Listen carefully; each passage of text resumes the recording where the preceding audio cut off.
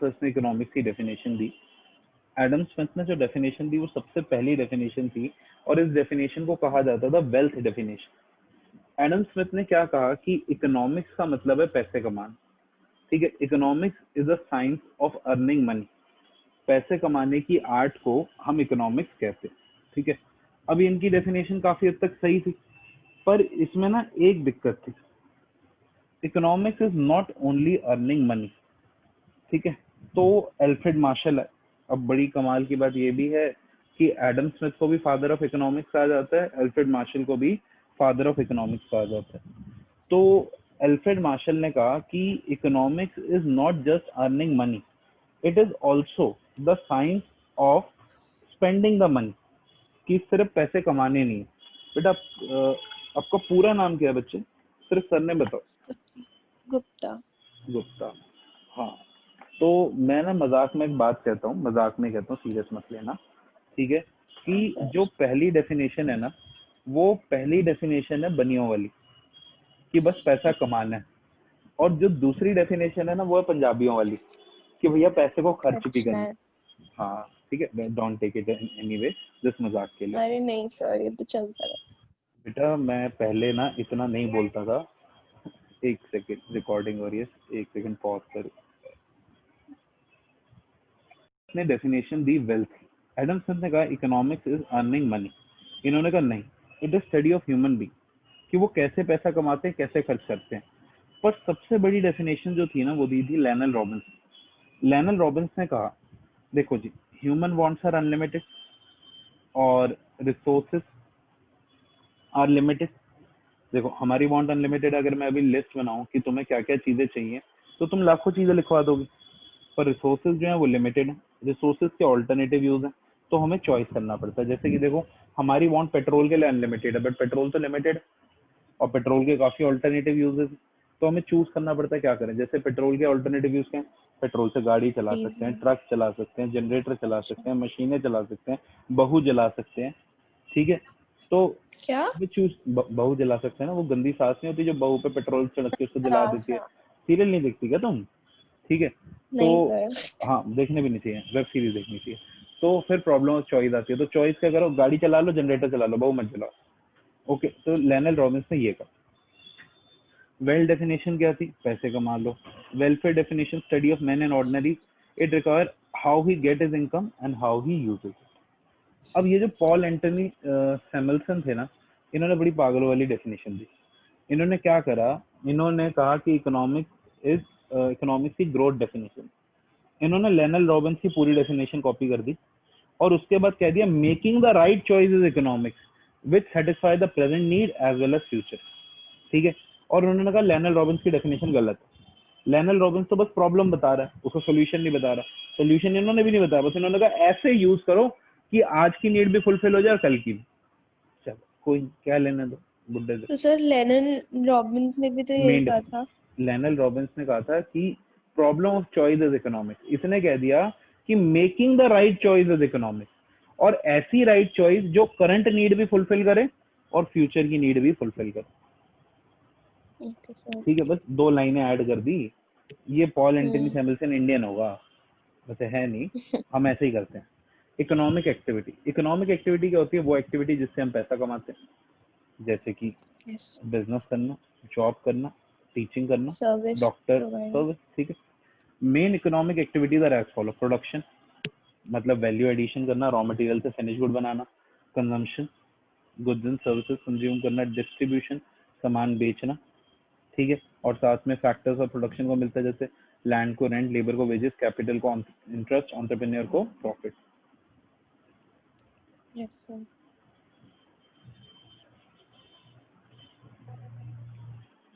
Exchange, exchange है demand and supply को पूरा करना सामान बेच के। कंज्यूमर कौन होता है, a person who buys the good for satisfaction of want. Producer is a person who convert raw material into finished good. ये तो तुम्हें पता है। सर्विस होल्डर और सर्विस प्रोवाइडर। एक बात बताओ, मैं जो तुम्हें अभी पढ़ा रहा हूँ, आई एम अ प्रोफेशनल और you are an employ. Sir मैं तुम्हें बस समझ एक नहीं आया। सर्विस दे, मैं तुम्हें बस एक सर्विस देता हूँ या तुम्हारे घर का नौकर हूँ, बताओ? सर आप बस मुझे एक सर्विस देते हो। सर्विस देता हूँ। तुम किसी डॉक्टर के पास जाते हो, डॉक्टर तुम्हारा इलाज करता है, तुम उसे पैसे देते हो, तो डॉक्टर तुम्हारा नौकर तो नहीं बन गया ना? No sir. I am a lawyer also, chartered accountant also. तुम एज अ लॉयर मेरे पास आओ, तुमने मान लो मर्डर कर दिया किसी का, तो फिर मैं तुम्हारा एम्प्लॉय थोड़ी हो जाऊंगा? तो एम्प्लॉय वो होता है जो तुम्हारे यहाँ पे पूरा काम करता है, उसे कहते हैं सर्विस होल्डर। जैसे पापा की दुकान पे कोई काम करता है, पापा की फैक्ट्री में कोई काम करता है। सर्विस प्रोवाइडर क्या होता है? जो बस एक सर्विस देता है और उसको उसके पैसे मिल जाते हैं। सर्विस प्रोवाइडर को मिलती है फीस, सर्विस होल्डर को मिलती है सैलरी। Basically wages. बेटा, क्या कहते हैं, तुमने बिजनेस स्टडीज का फर्स्ट चैप्टर पढ़ा होगा, तो उसमें डिफरेंस पढ़ा यस था सर। बिजनेस, प्रोफेशन और एम्प्लॉयमेंट का। Yes sir. तो ये प्रोफेशन है, ये employment. Okay sir. Non economic activity मतलब कि नॉन इकोनॉमिकल जिससे एक्टिविटीज कौन पैसे कौन नहीं सी होती है? आते। Charitable house. Activities, social activity, religious activities, ये सब चीज। ओके। Yes sir.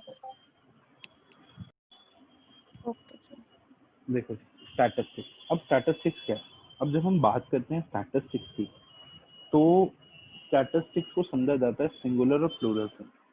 जब हम बात करते हैं सिंगुलर सेंस में, इट इज मेथडोलॉजी, कि कैसे स्टैटिस्टिक्स यूज होती है। देखो, तुमने क्या करा, तुमने जाके एक सर्वे करा।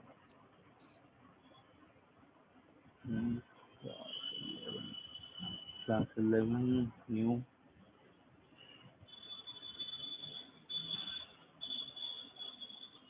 देखो जी, तुमने एक सर्वे करा about income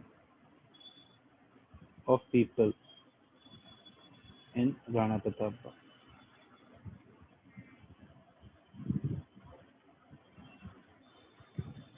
you stay in Rana Pratap Bagh ना? Yes sir. अब income of people of Rana Pratap Bagh. अब राणा प्रताप बाग में काफी सारे ब्लॉक हैं, ए बी सी डी। तुमने जाके कम से कम मान लो 10,000 लोगों की उनकी इनकम पूछ ली और एक बड़ा सा डिटेल बना दिया, पूरा रजिस्टर भर दिया सबके नाम और उनकी इनकम लिख के, ठीक है? अब एक बात बताओ, तुमने पेज बाय पेज लोगों के नाम लिखे हैं, उनकी इनकम लिखी है, उससे तुम कुछ इंटरप्रिटेशन कर सकते हो? वो तो बस नंबर्स हैं। 27,000, 72,000, 1,50,000, 3 करोड़, 30,000, 10,000, ठीक है, जीरो। अभी इससे तो कुछ पल्ले नहीं पड़ेगा। तो हम क्या करते हैं, जब इस चीज को लेके जाते हैं स्टैटिस्टिक्स, तो फिर वो डेटा यूजफुल हो जाता है। कैसे वो डेटा यूजफुल हो जाता है? इन द फॉर्म ऑफ कि तुमने कोई बार डायग्राम बना दी, इन द फॉर्म ऑफ कि तुमने कोई पाई डायग्राम बना दी,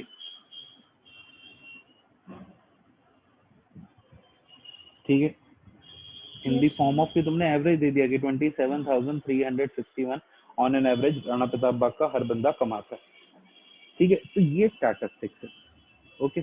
तो स्टैटिस्टिक्स क्या है कि सबसे पहले तुमने डेटा को कलेक्ट करा, फिर तुमने डेटा को ऑर्गेनाइज करा, फिर डेटा को प्रेजेंट करा, एनालिसिस निकाला मीन निकाल के, और फिर तुमने इंटरप्रेट करा कि मैंने जो डेटा को यूज करा है, जो डेटा का रिजल्ट निकाला है, वो काम का है या नहीं। Okay, okay sir. That is copper. एक सेकंड। ओके चलो, सर। बच्ची। अच्छा, अब स्टैटिस्टिक्स जो है, स्टैटिस्टिक्स को हम दो सेंस में पढ़ते हैं, सिंगुलर और प्लूरल। सिंगुलर में जो हम पढ़ते हैं दैट इज कोपर, कि पहले डेटा कलेक्ट करा, जैसे आप गए लोगों से डेटा कलेक्ट करा, आपने ऑर्गेनाइज करा। ऑर्गेनाइज कैसे करा? आपने ऐसे कॉलम्स बना दिए कि कितनों की 0 to 10,000 है, कितनों की 10 to 20,000 है। फिर आपने प्रेजेंट करा, डायग्रामेटिकली, ग्राफिकली, किसी भी तरीके से प्रेजेंट करा आपने, ठीक है? और फिर आपने एनालाइज करा, मीन निकाला और उसे इंटरप्रेट करा। जरा आप लिखो ये सिंगुलर सेंस वाला। यस। स्टैटिस्टिक्स इज अ, जब हम प्लूरल ओके। सेंस में पढ़ते हैं ना स्टैटिस्टिक्स को, तो उसके कुछ फीचर्स हैं और यही फीचर इसकी आगे जाके डेफिनेशन बन जाते हैं। तो पहला फीचर है एग्रीगेट ऑफ फैक्ट। एक सिंगल डेटा स्टैटिस्टिक्स नहीं होता, सीरीज ऑफ डेटा स्टैटिस्टिक्स होता है, ठीक है? एक बंदे की, राणा प्रताप बाग में एक बंदे की इनकम 70,000 है, ये स्टैटिस्टिक्स नहीं। पूरे राणा प्रताप बाग की इनकम अलग अलग बंदों की, वो statistics. It is affected by multiplicity of causes. अब जैसे देखो इनकम है, इनकम को कौन कौन से फैक्टर्स अफेक्ट करते हैं? इनकम को अफेक्ट करते हैं इन्फ्लेशन क्या इकोनॉमी में, इनकम को अफेक्ट करता है मनी फ्लो कैसा इकोनॉमी में, इनकम को फ्लो करता है कि सिचुएशन नॉर्मल है कि डिफरेंट है। जैसे अभी पैंडेमिक का इम्पैक्ट अभी तक चल रहा है कोरोना वायरस का, तो सबकी इनकम इफेक्टेड है। एंड डैम श्योर तुम लोगों की भी इनकम आज वैसी नहीं होगी जैसे पहले होती थी, हमारी भी नहीं रही। ठीक है, statistics is numerically express. Statistics का मतलब इमोशंस नहीं होता, स्टैटिस्टिक्स का मतलब होता है जो नंबर में आ सके, ऑनेस्टी ये सब स्टैटिस्टिक्स नहीं है, लॉयल्टी ये स्टैटिस्टिक्स नहीं है, स्टैटिस्टिक्स है number, quantity. It should be collected to a reasonable standard of accuracy. देखो श्रुति, मैं तुम्हें बेटा आज 1 करोड़ रुपए दे दूंगा, अभी के अभी बैंक ट्रांसफर करा दो, बस तुम मुझे इंडिया की करंट पॉपुलेशन बता दो एग्जैक्टली करेक्ट। एग्जैक्टली तो बता ही नहीं सकते, क्योंकि तो अब जब हर ये बताते हैं कि 5 मिनट हमारी में एक बेबी बॉर्न होता है क्या, दोबारा रिपीट, इंडिया में। कुछ मिनट्स में बेबीज बॉर्न होते हैं। 30 सेकंड में एक बेबी बॉर्न होता है। हाँ, तो फिर तो हम एग्जैक्ट बता ही नहीं सकते ना। हाँ, जैसे ही तुम बताओगे मैं कहूंगी लो 2 बढ़ गए, गलत हो चलो हम्म। पैसे गए। और तुम हाँ कह देती तो मैं कहता ठीक है मुझे सबके नाम लिख के ला के दो, तभी तो 1 करोड़ दूंगा ना। जाओ, ये वन 139 करोड़ लोग हैं, जाओ लिख के लाओ। तो रीजनेबल स्टैंडर्ड ऑफ एक्यूरेसी, बिल्कुल एग्जैक्ट टेबल ही नहीं पता चलता। इट इज बस collected for a pre determined purpose. मैं तुम्हें कहूँ जाओ डेटा कलेक्ट करो, सर किस चीज का, डेटा कलेक्ट करो। अरे भैया कोई रीजन तो बताओ, कोई पर्पस तो दो, कोई ऑब्जेक्टिव तो दो, तो वो होना जरूरी। It is collected in systematic manner. देखो इतना बड़ा इंडिया, उसमें इतना छोटा सा दिल्ली, उस इतने छोटे से दिल्ली में दिल्ली 7 और छोटा, उस दिल्ली 7 के अंदर राणा प्रतापबाग और छोटा।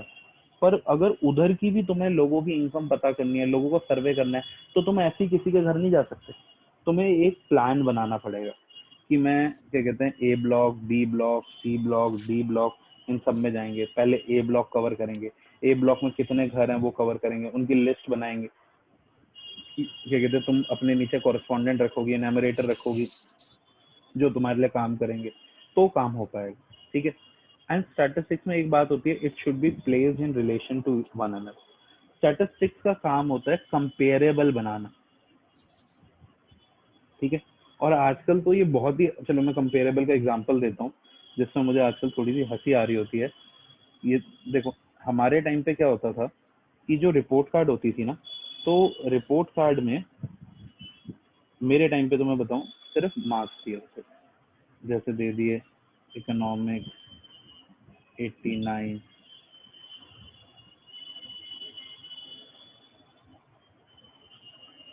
तो जो बता रहा था वो बता। अब रिपोर्ट कार्ड आई,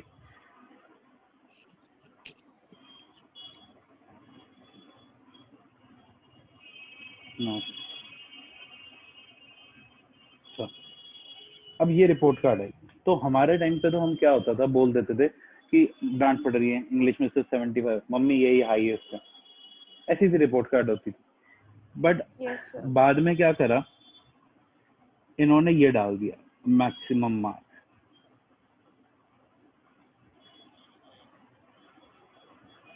अब हम फंस गए, मतलब हम तो नहीं फंसे, हमारे टाइम पे तो आया ही नहीं था, बाद में आया। तो अब क्या करें, तो भी बच्चे कह देते थे मम्मी हाईएस्ट 85 आए, सेकंड हाईएस्ट 82 है, थर्ड हाईएस्ट 75 ही है, या फोर्थ हाईएस्ट बोल देते थे क्योंकि टीचर को थर्ड तक याद रहते थे। ठीक है, हम्म। यहाँ तक ठीक था। पीछे तो मैं एक आधे स्कूलों की मार्कशीट देख के ऐसे परेशान हुआ, मतलब मैं क्या परेशान हुआ, बच्चे उन्होंने ये भी डाल रखा है एवरेज मार्क्स। ठीक है, अब एवरेज मार्क्स डल रहे हैं 85, 90, ठीक है 92 और 80, तो बच्चे की तो बैंड बज गई कि तुम्हारे एवरेज से भी हाँ। नीचे। अभी भी उन्हें शांति नहीं मिली, कई स्कूलों को तो वो ऐसे भी बना देते हैं हमारे स्कूल कि में नहीं बनी। ये आपके बच्चे के मार्क्स हैं, ये हमारे यहाँ एवरेज मार्क्स, ये हमारे यहाँ एवरेज मार्क्स हैं, और ये हमारे यहाँ हाईएस्ट मार्क्स, हम्म। ताकि घर पे पक्का 76 पड़े ही पड़े। तो स्टैटिस्टिक्स जो होती है वो चीजों को कंपेरेबल भी बनाती है। पर कंपेरेबल भी किन के बीच में, जो कंपेयर करे जा सके। अब कल को ऐसा नहीं कि तू माउंट एवरेस्ट के नीचे जाके खड़ी होगी, यार माउंट एवरेस्ट तू बहुत लंबा निकल गया भाई, तू रोज सुबह शाम हॉर्लिक्स पीता है क्या, मेरी हाइट तो नहीं बढ़ी थी। नहीं, तो दे आर नॉट कंपेरेबल। जो कंपेरेबल है उन्हें ही कंपेयर करना। ठीक है, मैं आपको नोट सेंड कर दूंगा, ये इन्हीं की एक्सप्लेनेशन है जो मैंने अभी समझाया। ठीक है, फिर स्टैटिस्टिक्स सिंगुलर सेंस में क्या होता है, स्कोप है, ये भी हम समझ चुके हैं। फंक्शन और मेरे स्टैटिस्टिक्स को क्या। ये समझना था, जैसे स्टैट सिंगुलर है और प्लूरल है, तो मतलब सिंगुलर में हम तब भी उसको स्टैट्स ही मेथोडोलॉजी, बोलते हैं, अच्छा तब उसको मेथोडोलॉजी बोलते हैं। और जब सिंगुलर में प्लूरल स्टैट, होता है सुनो तो सुनो सुनो, सिंगुलर में स्टैट्स का मतलब है कि स्टैट्स को यूज कैसे करना। प्लूरल में स्टैट्स का मतलब है कि स्टैट्स होता क्या, यानी डेटा। Okay sir. ठीक है, पहली बात, सिंप्लीफाई द कॉम्प्लेक्स डेटा। अगर स्टैटिस्टिक्स ना हो तो कई चीजें समझना ही बहुत मुश्किल है, वो उनको समराइज कर देता है। तुम जब जैसे अपनी एक परसेंटेज बताते हो, अब तुमसे कोई मार्क्स पूछता है, तुम ऐसे थोड़ी कहते हो 72, 84, 96, 48, 59, तुम सीधा बोल देते हो ना 77%। सिंप्लीफाई कर दिया। Present facts in definite form. मैं तुम्हें बोलूं India is a poor country, तुम हो गए ओके। मैं बोलूं India is a country where there is a population of 139 crore and around 35 crore people live below poverty line which is just 1000 rupees, that is around $17। तो तुम्हें लगेगा हाँ यार हमारे देश रादर $15, हमारे देश में तो बहुत गरीबी है। स्टैटिस्टिक्स से कंपैरिजन हो सकते हैं, अभी दिखाया। जब हम प्लानिंग एंड पॉलिसी फॉर्मुलेशन करते हैं, जब जैसे अगर दिल्ली के लिए प्लानिंग करी गई कि दिल्ली में कोरोना वायरस बहुत ज्यादा है, तो वो डेटा से ही तो पता चला ना कि ज्यादा है। और अगर आज पता चल रहा है कि हम थोड़े सेफ हो रहे हैं, रिकवर हो रहे हैं, तो वो डेटा की वजह से ही हो रहे हैं ना। इससे ज्यादा मैंने आज यस, गलती कर दी है, मैं भी नीचे से आया और मैंने सैनिटाइज नहीं करा। अब तो सारा सैनिटाइज करना पड़ेगा। हाँ, टू हेल्प इन फोरकास्टिंग। ठीक है, इट हेल्प्स इन फोरकास्टिंग। देखो, स्टैटिस्टिक्स में एक चीज होती है ट्रेंड एनालिसिस, जिससे हमें ये हम कोशिश करते हैं ये प्रेडिक्ट करने की कि फ्यूचर में क्या होगा। लिटरली मैं सबने कर रखा था। देखो यार, हम सब प्लानिंग करके चलते हैं बिल्कुल, और वो डेटा के ऊपर बेस्ड होती है। अब मैं तुम्हें बताता हूँ, तो इम्पोर्टेंस ऑफ स्टैटिस्टिक्स। देखो जी, गवर्नमेंट के बहुत काम आती है स्टैटिस्टिक्स, ये पेपर में काम आता है। गवर्नमेंट के बहुत काम आती है कैसे, पुराने टाइम से, राजा महाराजाओं के टाइम से गवर्नमेंट के स्टैटिस्टिक्स काम आती है कैसे। जब भैया वो देखते थे हमारी आर्मी कितनी है, बाहुबली देखी है तुमने, यस सर। भलाल देव हमारे पास कितनी सेना है, तो बताते हैं ना इतने सैनिक हैं, इतने सैनिक यहाँ खड़े होंगे, उतने सैनिक वहां खड़े होंगे। ये क्या है, डेटा। आज अगर यस आज की गवर्नमेंट है, गवर्नमेंट को गरीबी दूर करनी है, कोरोना वायरस दूर करना है, H1N1 फ्लू दूर करना है, रोड्स बनानी है, तो इन सबके लिए डेटा चाहिए कि नहीं चाहिए। डेटा इज इन्फॉर्मेशन, इन्फॉर्मेशन ही नहीं है तो क्योर क्या करो, समझ रहे यस। हो। तो वो स्टैटिस्टिक्स तो देती है। Sir stats is basically data in stats organized form. देखो मैंने तभी तो बोला ना, स्टैट दो चीजें, या एक है डेटा, एंड स्टैटिस्टिक्स का एक मतलब है डेटा, और एक मतलब है डेटा, डेटा को ऑर्गेनाइज करना, दोनों ही स्टैटिस्टिक्स। ठीक ओके। है, हाँ। इकोनॉमिक्स, इकोनॉमिक्स में भी स्टैटिस्टिक्स की बहुत जरूरत पड़ती है। जैसे हमें इकोनॉमिक लॉ बनाना है, law of demand. Law of demand क्या कहते हैं, प्राइस बढ़ता है तो डिमांड, बढ़ती है। प्राइस बढ़ता है तो डिमांड बढ़ती है। मैं अपनी फीस बढ़ा दूं, फिर दो चार बच्चे और ले आओगी तुम, नहीं नहीं नहीं, डिमांड गिरती है। गिरती है। ये कैसे बदलता है, डेटा से, कि प्राइस 10 पे डिमांड 100 थी तो प्राइस 15 पे डिमांड 80 हो गई, समझ रहे हो। और प्राइस अगर 6 कर दिया तो डिमांड बढ़ गई। तो ये स्टैटिस्टिक्स से पता चलता है। हम इकोनॉमिक प्रॉब्लम्स को सॉल्व करने के लिए स्टैटिस्टिक्स को यूज करते हैं। जो हमारी इकोनॉमी में प्रॉब्लम है, unemployment, poverty, rural development, market structure. अब देखो अलग अलग मार्केट स्ट्रक्चर हो, अगर एक इंडिया में कौन कौन सी रेलवे चलती है। कौन सी रेलवेज चलती हैं, हाँ, मतलब? कौन कौन से ब्रांड की रेलवे चलती हैं, जैसे फोन आता है क्या कहते हैं, MI का, रियलमी का, वन प्लस का, एप्पल का। ट्रेन कौन कौन सी चलती है इंडिया में, राजधानी। बेटा सिर्फ एक ट्रेन चलती है, इंडियन रेलवे, वो उसकी अरे पार्ट्स हैं। ठीक है, तो एक ही है ना, इंडियन रेलवे के सिवा कोई और रेलवेज हैं, कोई है नो अंबानी सर। रेलवेज, कोई है श्रुति रेलवेज, कोई गुप्ता रेलवेज, वाधवा रेलवेज, नहीं है ना, एक ही है ना इंडियन रेलवे। तो सिंगल है तो यानी मोनोपोली है। ठीक है, अगर ज्यादा होते तो मोनोपोलिस्टिक होती। तो मार्केट का क्या स्ट्रक्चर है, मार्केट में कितने सेलर हैं, वो भी हमें डेटा से पता चलता है, दैट इज स्टैटिस्टिक्स। ठीक है, 3 पॉइंट कर लेना काफी। Economic okay. प्लानिंग, अगर हमें फ्यूचर में प्लानिंग करनी है कि आगे देश को कैसे बढ़ाना है, देश के रिसोर्सेज को कैसे यूज करना है, तो उसके लिए भी हमें डेटा चाहिए। वो कहाँ से आता है? स्टैटिस्टिक्स। ठीक है। अगर हम बात करें बिजनेस की, अगर कल को तुम अपना एक बिजनेस शुरू करना चाहती हो तो पहले एक सर्वे करोगी नहीं करोगी? तुम्हें एक रेस्टोरेंट खोलना है यस तो पहले सर। पता करोगी ना लोगों को क्या चीज की डिमांड करते हैं, लोगों की पेइंग कैपेसिटी कितनी है। जैसे तुम हडसन में गई होगी तो हडसन में ममाज बॉय है, गए हो कभी उसमें? या ड्रामेबाज? Yes sir. तो ममाज बॉय ड्रामेबाज अगर तुम कभी गई हो तो इनके रेट रीजनेबल है कि नहीं? है। इन्होंने अपना एक और खोला, रोमियो लेन, नाम सुना? नहीं। रोमियो लेन खोला है सीपी में। बोआ है, पता है? बेस्ट ऑफ एशिया, वो सिविल लाइन में बोआ। अच्छा। बोआ के बिल्कुल साथ इन्होंने खोला एक और, रोमियो लेन, इन्हीं का ही है, गौरव का ही। तो वहाँ इन्होंने प्राइस बहुत ज्यादा रखे हुए। ड्रामेबाज मामाज भाई में जाता रहता था, उस दिन मैं रोमियो लेन गया तो वही चीजें डबल ट्रिपल प्राइस में। क्यों? क्योंकि वहाँ के कस्टमर की पेइंग कैपेसिटी ज्यादा है। तो ये चीज उन्हें कैसे पता चला होगा? सर्वे करके। ठीक है। सर। हमें अगर कोई सामान मार्केट में लाना है तो उसकी डिमांड पता करनी है, तो उसकी डिमांड कहाँ से पता चलेगी? डेटा कलेक्ट करके। अगर आपको प्रोडक्शन की प्लानिंग करनी है तो मार्केट में पता करोगे ना, डिमांड जितने चीजों की उतना ही बनाओगे, ज्यादा बना दोगे तो वेस्ट हो जाएंगे। Yes sir. Quality control check करने के लिए कि जितना टारगेट था अचीव हुआ कि नहीं हुआ, स्टैटिस्टिक्स है। फ्यूचर के लिए स्ट्रैटेजी बनानी है, स्टैटिस्टिक्स है। अकाउंट्स लिखने हैं, प्रॉफिट एंड लॉस निकालना है, डेटा है, स्टैटिस्टिक्स है। तो statistics is everywhere, again an important उसको भी टॉपिक। हम स्टैटिस्टिक्स ही कहेंगे। जहां भी डेटा है वहां स्टैटिस्टिक्स। ओके। लिमिटेशन, स्टैटिस्टिक्स की लिमिटेशन क्या है? Statistics does not study qualitative phenomena. अरे भैया वो क्वांटिटी देखता है कितनी बनाई, क्वालिटी तो देखता ही नहीं। क्वालिटी भी तो देखनी चाहिए ना। Doesn't deal with individual unit. तुम्हारी प्रॉब्लम, तुम्हारे मार्क्स इससे डील नहीं करेगा। Statistics can be misuse. हाँ, ये बहुत ज्यादा लोगों को जहाँ समझ नहीं आता ना वहां पे स्टैटिस्टिक्स का मिसयूज होता है। I show you. 2014 में रोड एक्सीडेंट्स हुए 30,000।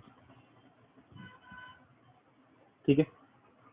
अच्छा, 2015 में रोड एक्सीडेंट्स हुए 45,000। ओके। 2016 में रोड एक्सीडेंट्स हुए 63,000।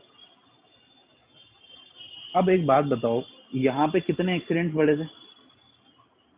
15,000। और यहाँ 15,000। कितने बढ़े? 18,000। ठीक है।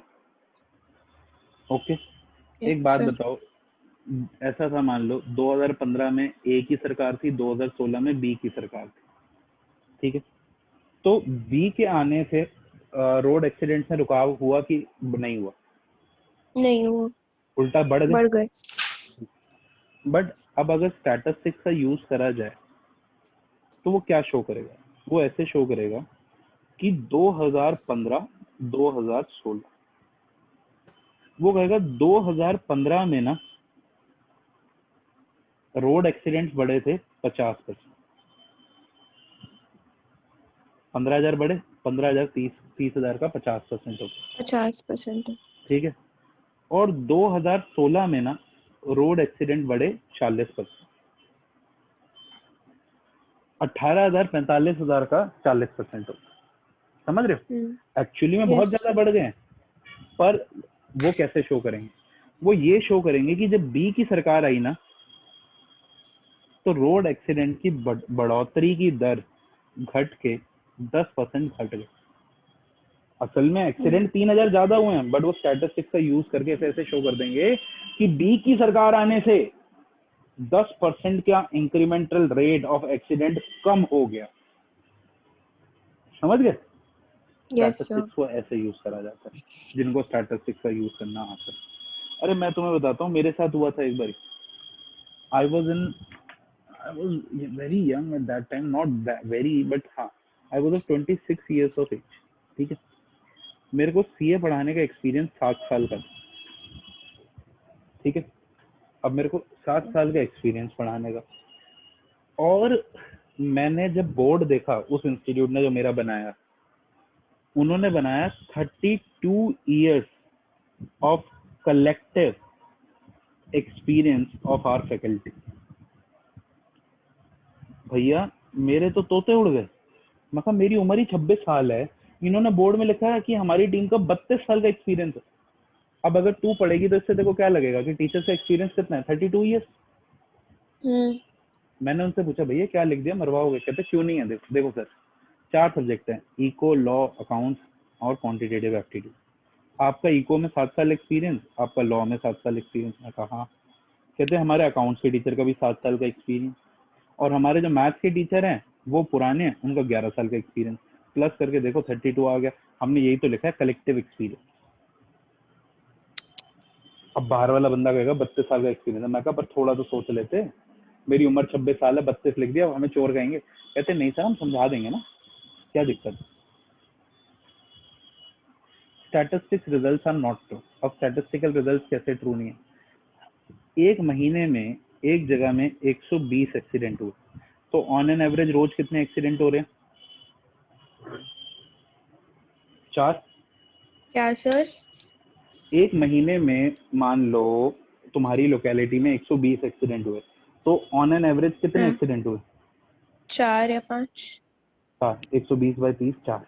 ठीक है, तो एक बात बताओ 31 अगर, भी तो होता है ना सर। अरे तो फिर 31 होगा तो 4 से कम हो जाएगा ना बेटा, डिनोमिनेटर बढ़ा रहे हो ना, अच्छा हाँ। 3.89 हो जाएगा फिर। ठीक है। हम्म, अच्छा, तो अब क्या कहते हैं 4 एक्सीडेंट, तो अगर आज सुबह 4 एक्सीडेंट हो गए तो क्या इसका मतलब ये है कि बाकी पूरे दिन एक्सीडेंट नहीं होंगे? नहीं हो सकते। हो सकते हैं ना। तो कहते हैं स्टैटिस्टिक्स के जो रिजल्ट्स होते हैं ना वो एवरेज पे ट्रू होते हैं, हमेशा एक्चुअली ट्रू नहीं होते। हम्म, फिर statistical laws are not exact, क्योंकि प्रोबेबिलिटी पे बेस्ड होते हैं। प्रोबेबिलिटी तो गलत भी हो सकती है, जैसे इस साल सारे के सारे ट्रेंड सीरीज ये सब गलत हो गए कि नहीं हो गए? हो गए। बिल्कुल हो गए भैया। हमारा जो ग्राफ था वो ऐसे ऐसे ऐसे ऐसे ऐसे जाके ऐसे हो गए इस साल। किस चीज का?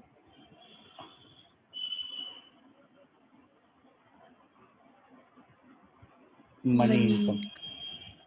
ठीक है, सबका ही ऐसे फर्क पड़ गया, बहुत फर्क पड़ गया। ठीक है, only experts can use stats. भैया जिसे नॉलेजेबल होगी वही तो पढ़ पाएगा ना, लेमन तो नहीं समझ सकता ना स्टैटिस्टिक्स को। लेमन के लिए तो स्टैटिस्टिक्स समझना बहुत मुश्किल है कि भैया क्या है ये चीज। ऐसा। ठीक है।